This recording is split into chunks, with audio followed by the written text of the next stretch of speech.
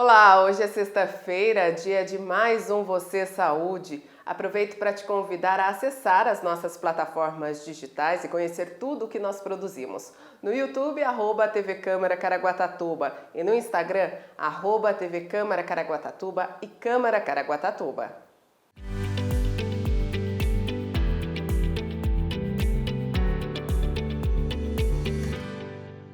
No programa de hoje nós vamos falar aos problemas e tratamentos relacionados ao joelho.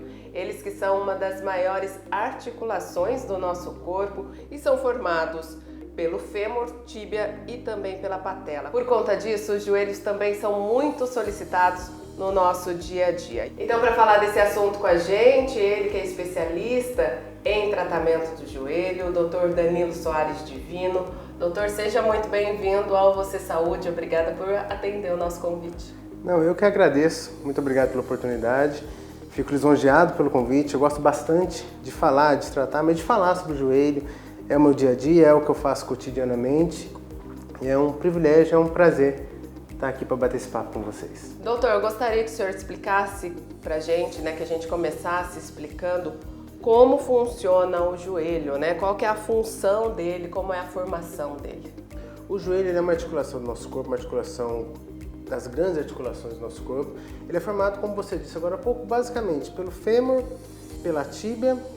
Eu trouxe um modelo aqui que dá para mostrar para vocês mais ou menos. Esse é o fêmur, que é o maior osso do nosso corpo, é o osso da coxa. Na parte distal dele, ele se articula com a tíbia e com a patela, que é esse osso que fica na frente do joelho. O joelho ele é extremamente vital para todas as atividades que a gente assim, eu falo com o paciente, a gente fica em pé em cima do joelho.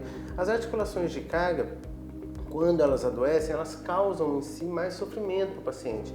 Quadril, joelho, tornozelo. Então, assim, eu costumo brincar com o paciente o seguinte: o joelho, quando ele machuca, quando ele causa uma grande limitação funcional, quando ele adoece, ele não mata o paciente, mas ele mata a qualidade de vida do paciente. Tem paciente que entra no meu consultório, numa cadeira de rodas, e fala: cara, eu não consigo mais viver. Então, por isso que cuidar da saúde do joelho, principalmente nesse momento que, graças ao avanço da medicina, a gente está ficando mais longevo, a gente está vivendo mais. Pensa assim, o corpo humano é uma máquina que foi feita para durar 40 anos. Você pegar naqueles livros lá atrás, Machado de Assis, da vida, 45 anos, o cara estava idoso, estava restrito na quinta, já aposentado. Hoje em dia, esses dias eu li um artigo que foi um negócio muito legal. O paciente de 70 anos hoje é o paciente de 40 anos, há 10 anos atrás. Vide aí o Tom Cruise da vida, 70 anos pulando de penhasco. Então, assim, a gente tem vivido mais.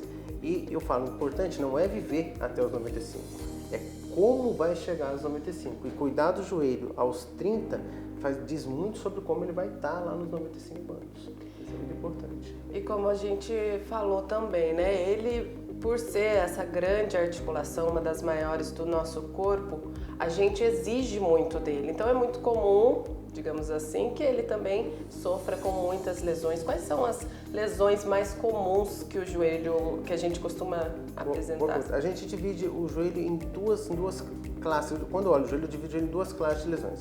A lesão do paciente jovem, a lesão do paciente um pouco mais maduro. E tem uma que é universal, acomete mais vocês do que nós, mas também acomete os homens, que é a condromalácia patelar, que é a condropatia patelofemoral. Começando assim, o joelho ficou muito em voga porque o joelho, inclusive, criança tem machucado mais o joelho, porque os esportes estão ficando mais de contato, você pega hoje uma criança de 8 anos que faz um futebol, já é um futebol mais de contato, mais enérgico. Então a gente divide o joelho em lesões ligamentares e meniscais, mais relacionadas ao esporte.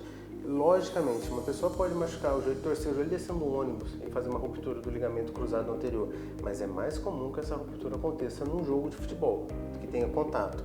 Lesões meniscais, que muitas vezes estão relacionadas ao esporte, mas também à parte degenerativa, e a parte degenerativa em si, que é a artrose. O que é a artrose? É um envelhecimento da cartilagem. No joelho, vou rebater a patela aqui, ó. Quando a gente abre o joelho, eu falo para o paciente, quando a gente abre o joelho em vivo, não tem aquele espacinho, geralmente no raio-x, fica um espacinho entre o joelho, não existe aquilo é cartilagem. O fêmur está em contato íntimo com a tíbia.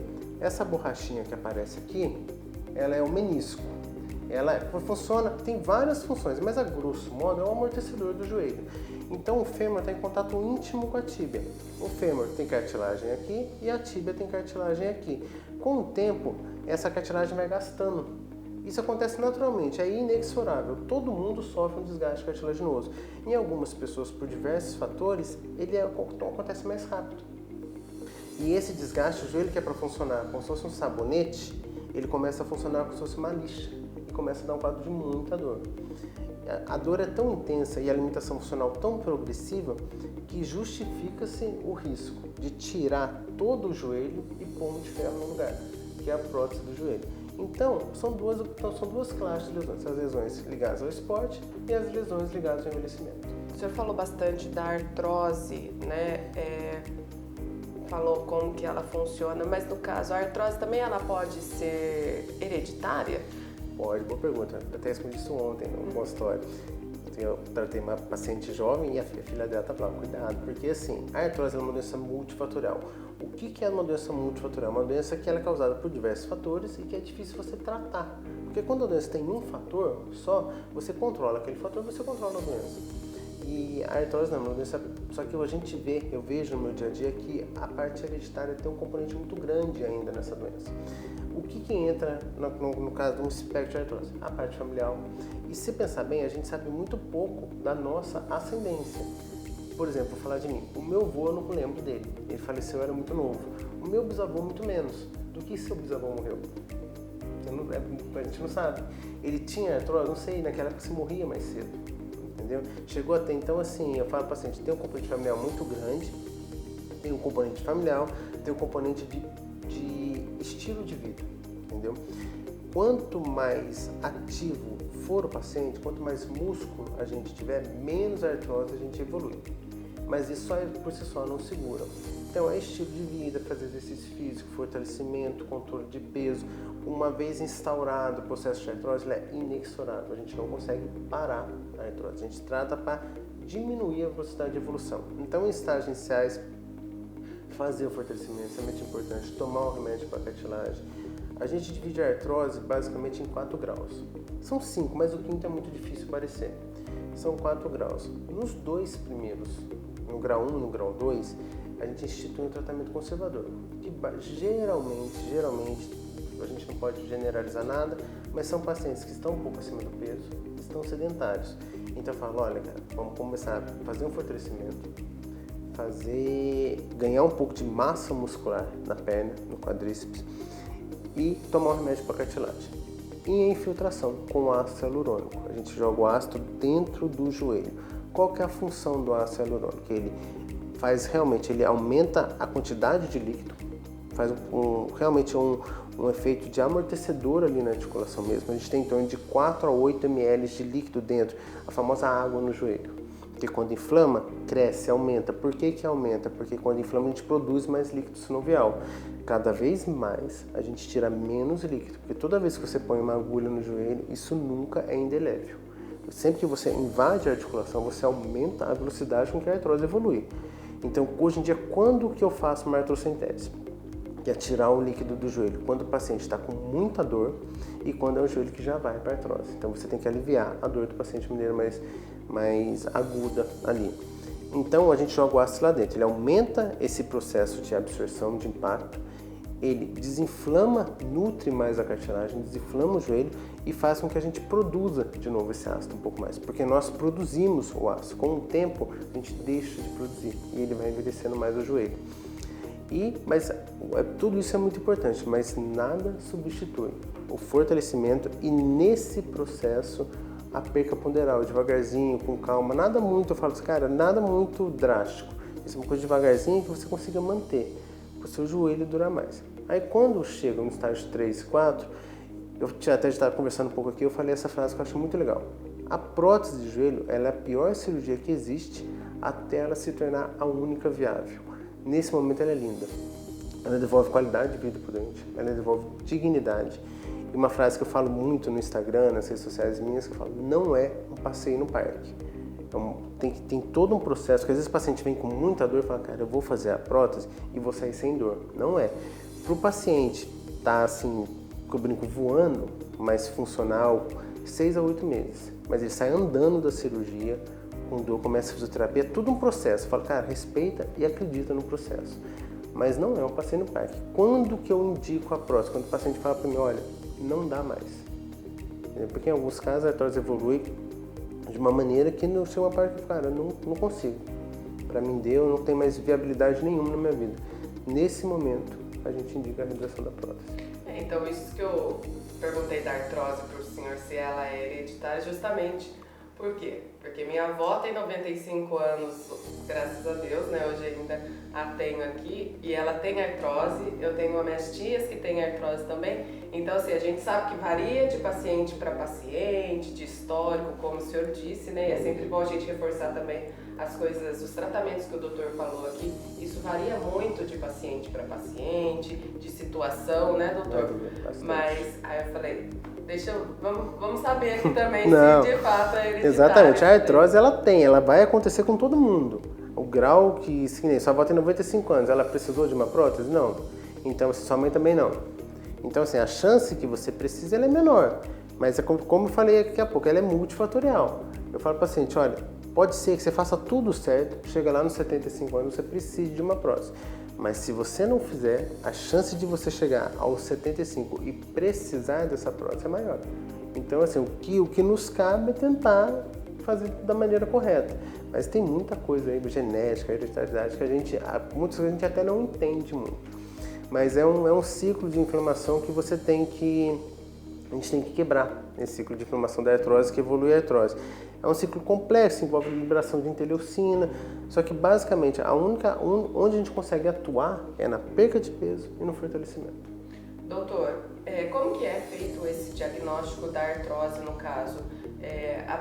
Ali na anamnese com o paciente já consegue diagnosticar ou são necessários exames? Boa pergunta, excelente pergunta, isso é uma coisa que eu vejo muito no meu consultório. É o seguinte, a gente vai primeiro na idade do paciente, na queixa, você vê o membro, o alinhamento do membro, porque com a artrose geralmente o membro ele vai ficando, ele perde o alinhamento dele, ou ele faz uma deformidade em varo, que é quando o joelho, olhando o joelho de frente, o joelho ele vai entortando assim, ó, ele vai fazendo um Czinho. Isso é uma artrose em varo, é a mais comum. Aqui é o lado de dentro da perna, aqui é o lado de fora. E tem a artrose em valgo, que é quando o joelho faz o contrário, ele entorta para dentro e faz um Czinho para fora. Então a gente vê o alinhamento do membro, a queixa do paciente, a idade do paciente e o exame. Se o paciente é mais novo e ele está com dor, a gente tem que investigar outras causas. O paciente está com dor no joelho, fala, olha, eu não consigo, você pede o raio-x com ele. O exame necessário para fazer um diagnóstico de artrose é um raio-x em pé. Essa é uma coisa muito importante, que muita gente vem com a ressonância, passa em colegas que não são especialistas em joelho, o paciente vem com a ressonância, que por ser um exame mais sofisticado, ele acha que é o melhor exame para o joelho. Não é. A gente diagnostica, classifica e planeja o tratamento da artrose com o raio-x em pé. O raio-x AP e perfil em pé, tem uma incidência de merchan, a gente pode ver também para ver a patela ou o axial da patela. E é isso que a gente usa basicamente para fazer o diagnóstico da artrose. Se o paciente tem uma dor no joelho, uma dor grave que limita, fala, olha, eu não consigo, tenho muita dor, e não tem alteração radiográfica, eu falo um livro disso, procure uma causa para a dor. A dor não é a artrose. Você vai operar esse paciente, ele vai continuar com dor. Nesses casos, geralmente eu encaminho para a reumatologia. É uma ajuda muito grande que a gente tem, porque muitos desses pacientes dizem, eu tenho dor no joelho, mas eu acordo com a minha mão rígida, tenho dor na mão, tem outras pequenas queixas que podem classificar. Não existe reumatismo, existem as doenças reumáticas, que são milhares, e ela pode se classificar numa dessas doenças que causa a dor na articulação do joelho. E não necessariamente. Então, se você tem dor no joelho, mas não tem alteração da radiografia, a prótese não vai solucionar o seu problema, entendeu? E a artrose, um pequeno adendo aqui, quando a artrose ela entorta para fora, quando faz o valgo do joelho, o mais comum é fazer o varo, que a perna fica tortinha assim. Quando ela entorta ao contrário, ela é mais sintomática. E ela geralmente está relacionada à artrite reumatoide.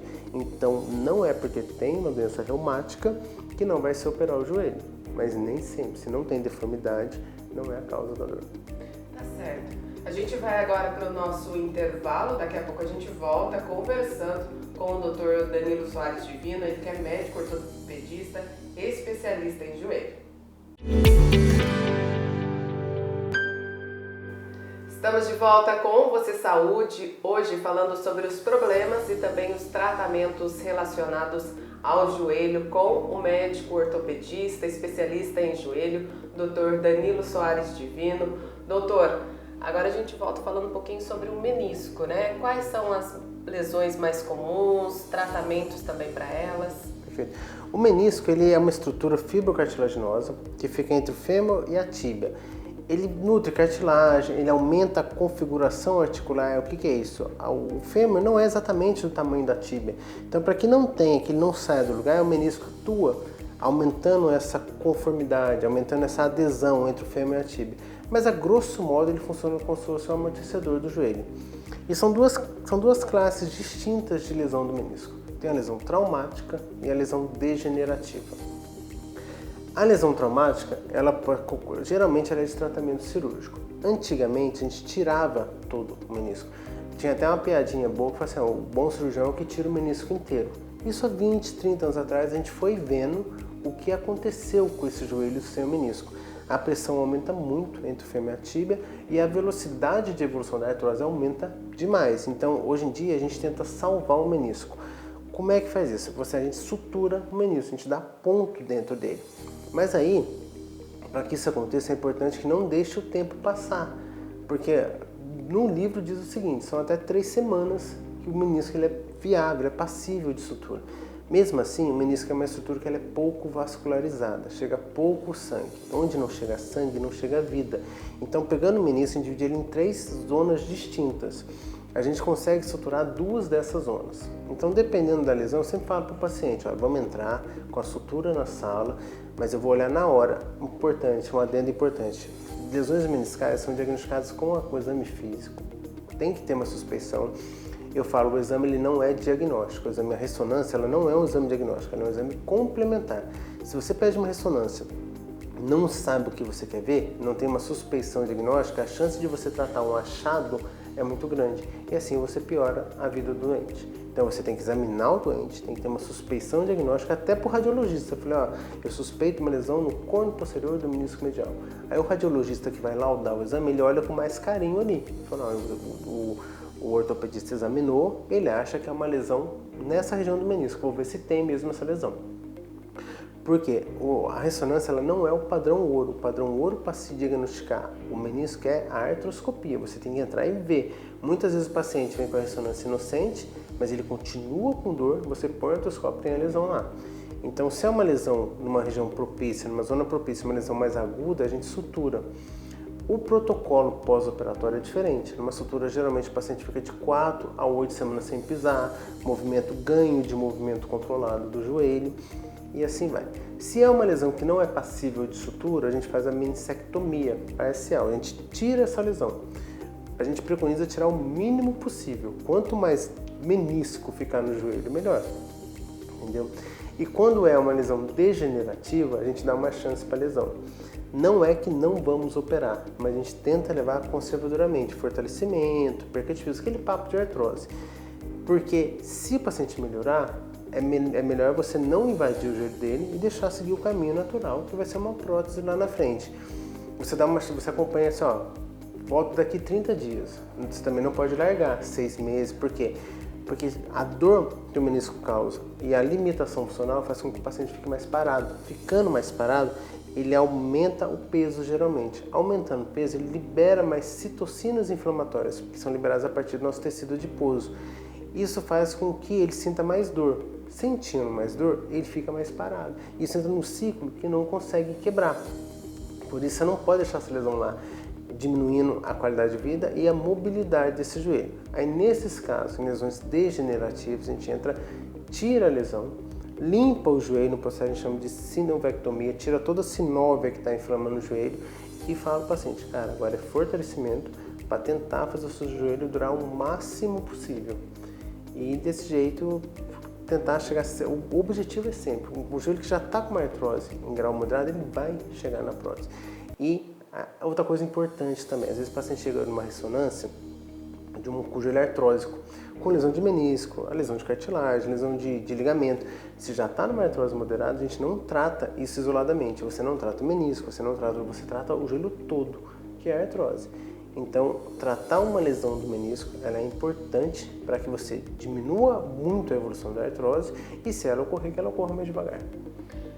Durante esses processos de tratamento que a gente tem falado, o senhor falou bastante sobre a importância da atividade física e hoje a gente percebe que as pessoas estão mais preocupadas com a vida saudável, com a questão do exercício físico, mas doutor, também é preciso ter um cuidado na hora do exercício físico. Por exemplo, exercícios de alto impacto, uma musculação quando não utilizado ali ou utilizado muito peso, tem que ter um cuidado especial, né?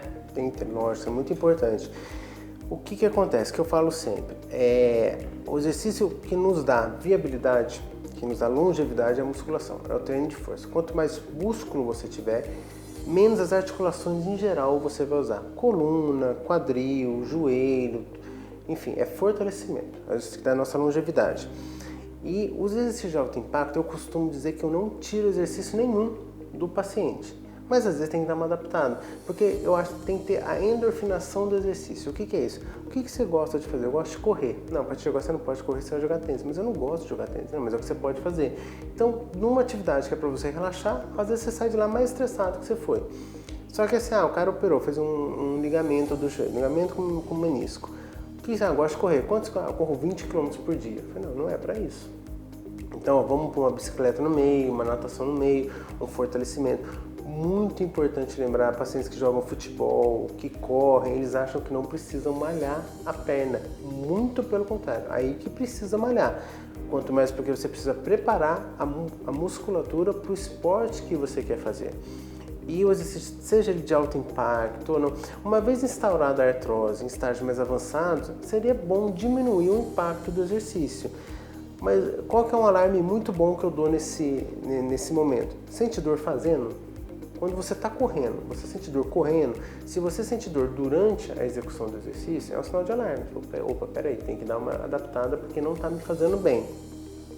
E outro ponto importante é o seguinte, o paciente nunca fez nada, tá? Passou comigo lá, tá com uma artrose, vamos começar a tratar esse joelho.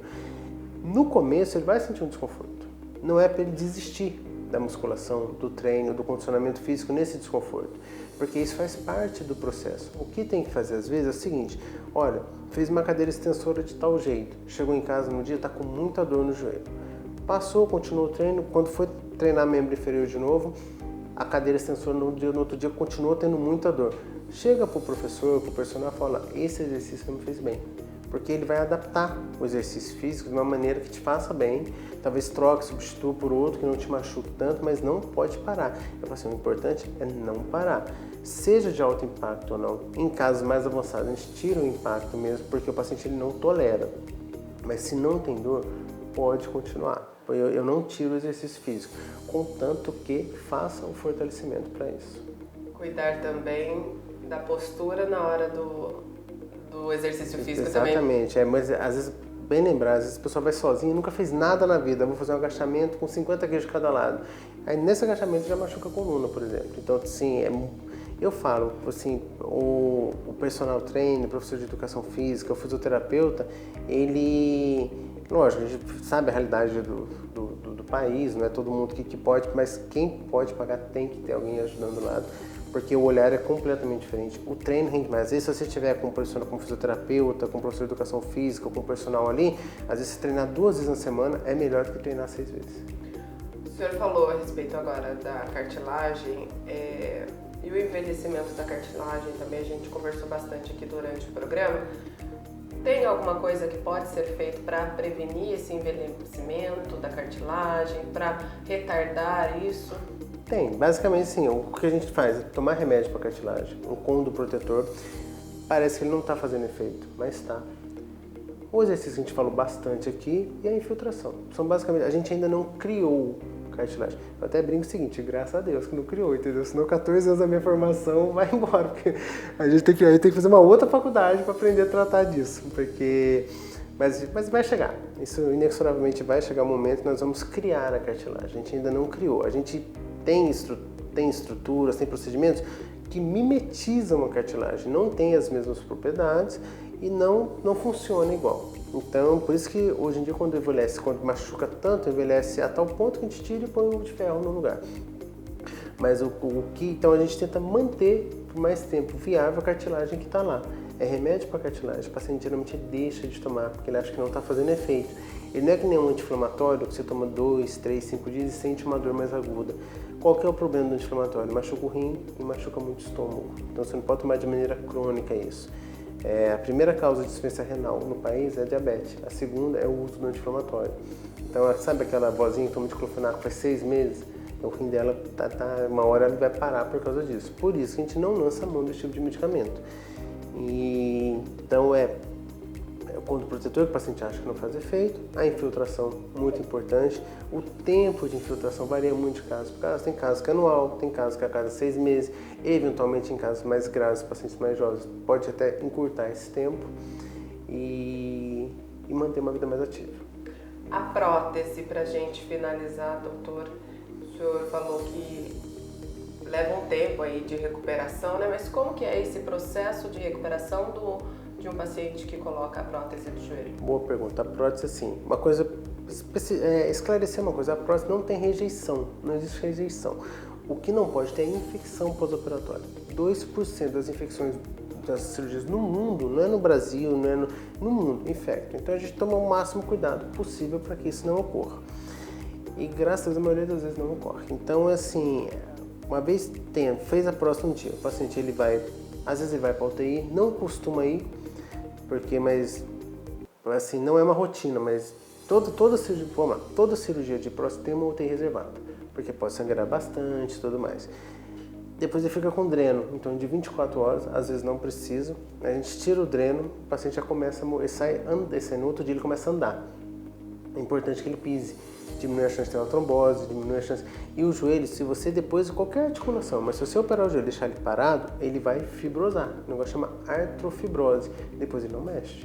Então você precisa mexer. O arco de movimento é estimulado no pós-operatório imediato, 0 a 90 graus.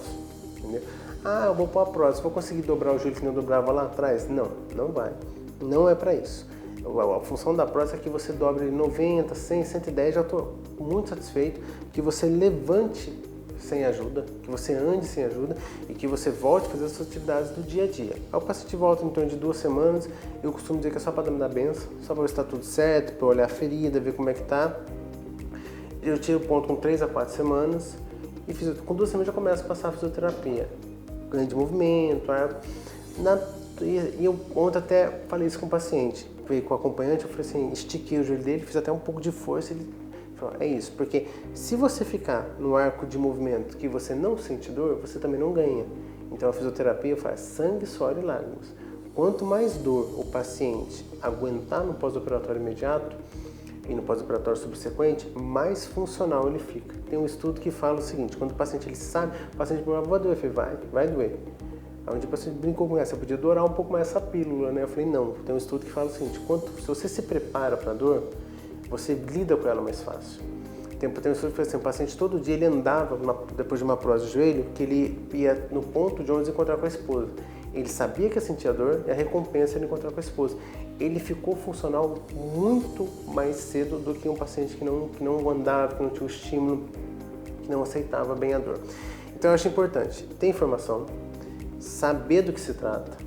Eu sempre falo para o paciente, não adianta ficar conversando com fulano, com ciclano, se informe, pesquise, pergunte para o médico, não saia da consulta com dúvida, entendeu? Assim, e não existe dúvida que seja banal, não existe, assim, às vezes o paciente perto de mim, ele tenta deixar a dúvida bonita, ele tenta falar de um jeito mais bonito, não precisa, fala a dúvida bonita, porque é a minha função entender a dúvida e explicar de uma maneira que você vai entender também. E saiba que não é um passeio no parque, que tem todo um processo, acreditar no processo, respeitar o processo, para o paciente ficar funcional, assim, olha, eu estou 100%, 6 a 8 meses. Mas ele fica funcional 3 meses e volta bem, E começa, eu falo assim, cada um tem, você pega tem gente que decola que nem um caça, sai da cirurgia voando. Tem gente que decola que nem aquele jumbo. Foi um tempão na pista, o importante é chegar lá em cima. Esse tempo é muito individualizado. Não se basear, nossa, mas a minha vizinha fez, com 2 semanas eu já andava, tô aqui com 2 meses, tô com dor. Não, não é. Então, assim, o que não pode ter depois, se algum sintoma se te orienta, fala, se isso acontecer, me liga, fala, porque isso não pode acontecer. Mas a grande maioria evolui muito bem. Eu falei com você antes aqui, né? A prótese, eu brinco assim, ela é a pior cirurgia possível até ela se tornar a única viável. Nesse momento é uma cirurgia linda, devolve qualidade de vida, devolve dignidade para a gente. Dr. Danilo Soares Divino, médico ortopedista, especialista em joelho, muito obrigada mais uma vez por ter trazido tanta informação pra gente hoje. Eu que agradeço, foi um privilégio. Espero que ocorram outras vezes, é muito legal. Eu gosto muito dessa parte. Eu falo, falando, isso aqui, brincadeiras à parte, é o meu dia a dia, é o que eu falo cotidianamente. Às vezes, um paciente, quando eu falo, a cirurgia é só um detalhe. O paciente entra no centro cirúrgico, ele entra ansioso, porque tem tanto de gente que não conhece. Muitas vezes ele é desnudo nesse momento, talvez ele deve estar ansioso. Eu falei assim, meu bem, isso aqui eu faço todo dia. É o meu cotidiano, é o que eu faço para viver. Fica tranquilo que vai dar tudo certo. A cirurgia começa aí. A cirurgia em si é só um detalhe, toda a recuperação do paciente. Então falar sobre isso para mim é muito legal, gosto bastante. E eu fico lisonjeado, agradeço o convite e espero que a gente repita por mais vezes. Com certeza, doutor. Muito obrigada. E eu agradeço também a você que esteve conosco até aqui. Você Saúde vai ficando por aqui, mas na próxima sexta-feira nós estamos de volta. Não esqueça de acessar as nossas plataformas digitais no YouTube, @TV Câmara Caraguatatuba. Aproveita, se inscreva lá, ative o sininho para você ter ciência de tudo que a gente tem produzido e também no Instagram, @TV Câmara Caraguatatuba e @Câmara Caraguatatuba. Até sexta que vem!